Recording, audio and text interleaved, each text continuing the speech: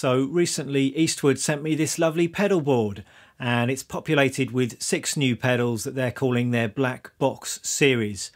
And the idea here is that they're top quality but affordable pedals designed to cover all of your basic effects needs. So today I'm going to be having a bit of fun with these pedals. I'm going to take you through each of them in some detail. But before I do that, I'm just going to play a piece of music, and I'm going to try and stomp on each of these pedals in turn just to give you an initial flavour of what they're all about.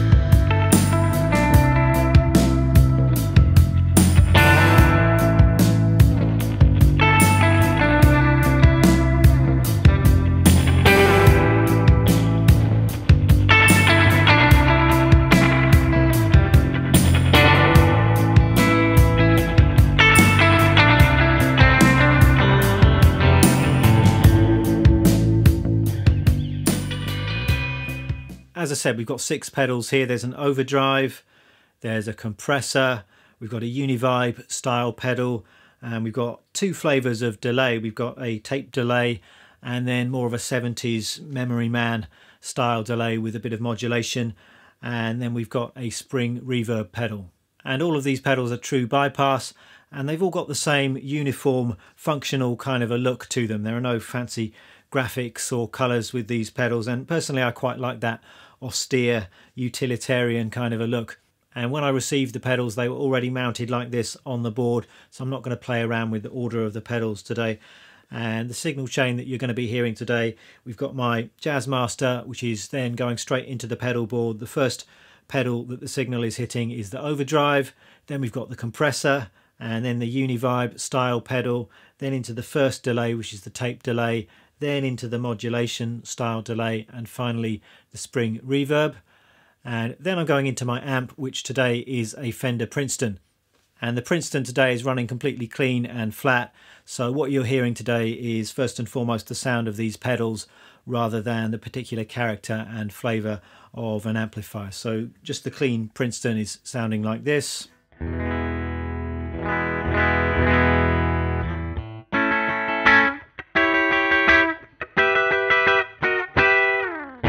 Let's check out these pedals then, and I think what I'm going to do is just go through each pedal in order, and I'll tell you a bit more about them, and of course I'll give you plenty of sounds. First up we have the rather intriguingly named Manalishi Drive, And if you know your early Fleetwood Mac, then you'll recognise that this is a reference to the song The Green Manalishi, which in turn suggests that this pedal is inspired by everyone's favourite green overdrive pedal, the Tube Screamer.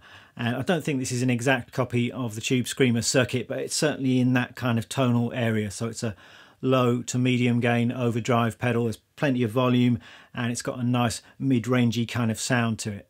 And people tend to use this pedal in one of two ways. The first option is to run the pedal into a clean amp and use it as the basis of your main kind of core overdrive sound. And the other option is to run the pedal into an already overdriven amp and use it as a kind of solo boost for kind of more sustaining and over-the-top lead guitar style sounds. So let's take a listen to the pedal. I don't think the controls on this one need much by way of explanation. You've just got a volume, a tone and a drive control. So let's check it out.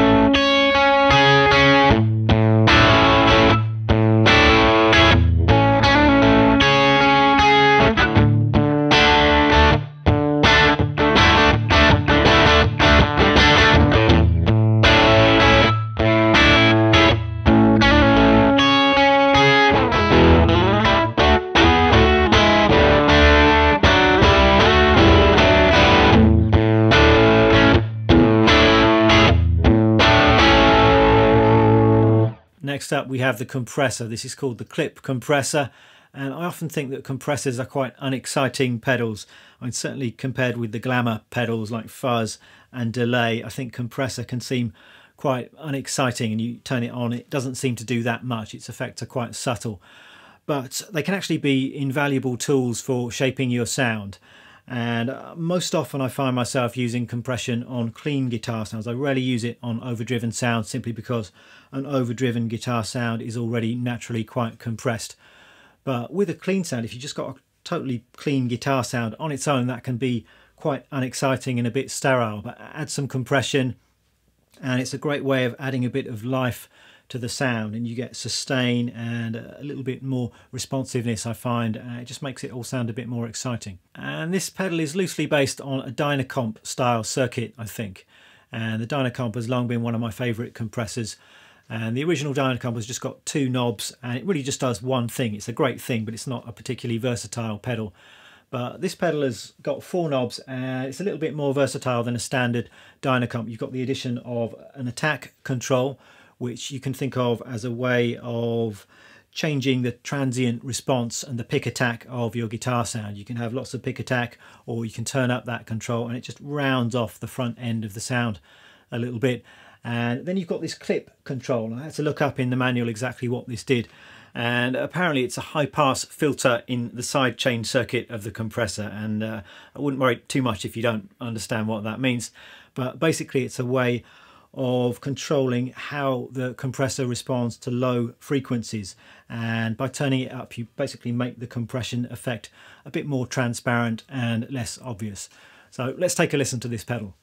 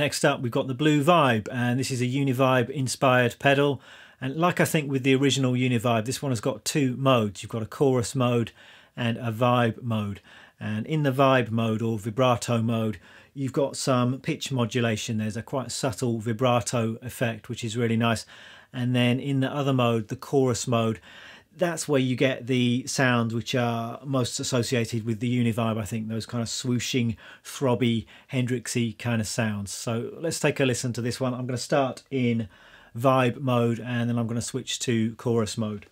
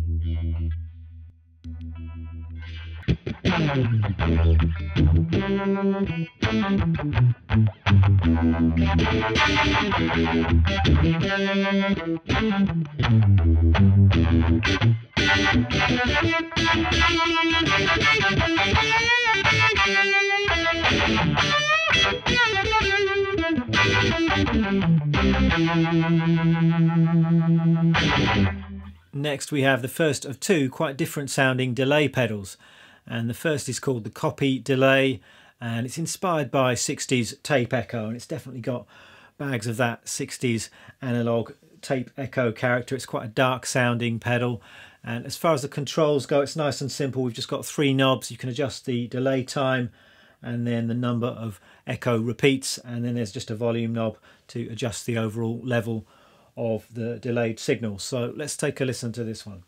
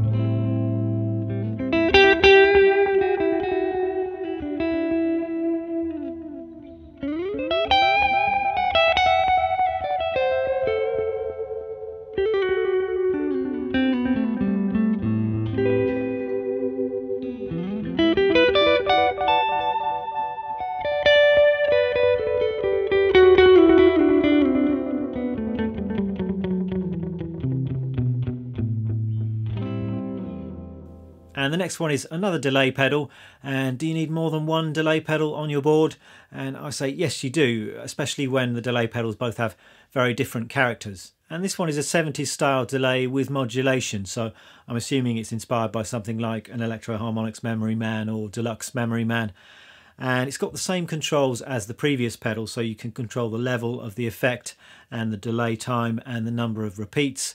And then you've got the addition of these modulation controls, so you've got a speed and a depth control, and with those you can get effects ranging from a quite subtle pitch wobble kind of chorusy sound through to some more extreme effects which sound a bit like tape wow and flutter. So let's check this one out.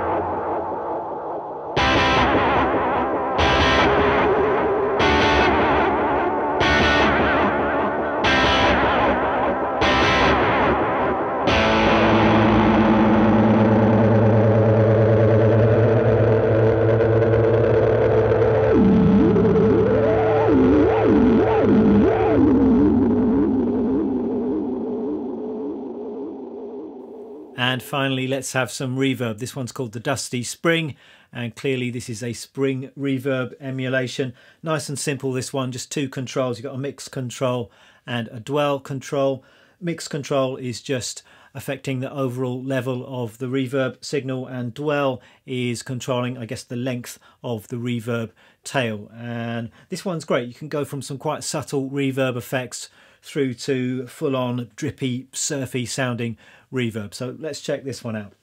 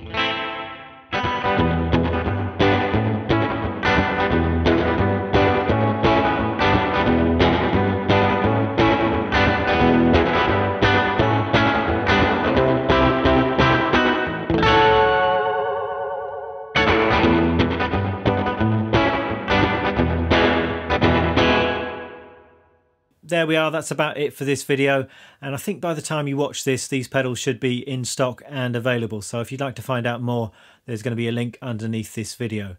Now, as far as prices go, I don't know the exact prices for each of these pedals, but I'm told it'll be round about the £100 or $120 mark. So not super budget prices, but I think affordable and quite reasonable for the kind of quality of pedal that you're going to be getting, and certainly prices way beneath the kind of crazy prices that you can pay for some boutique pedals. And I would very happily play a gig or do a recording session using this pedal board.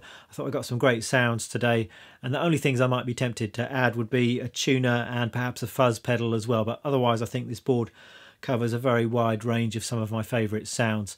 And if you were to push me on my favourite pedal today, it would probably have to be the Blue Vibe. I think that's a fantastic sounding pedal, and I'm in need of a good Univibe style pedal, so I might well see if I can hang on to that one, I think. Thanks very much for watching. I'll see you next time.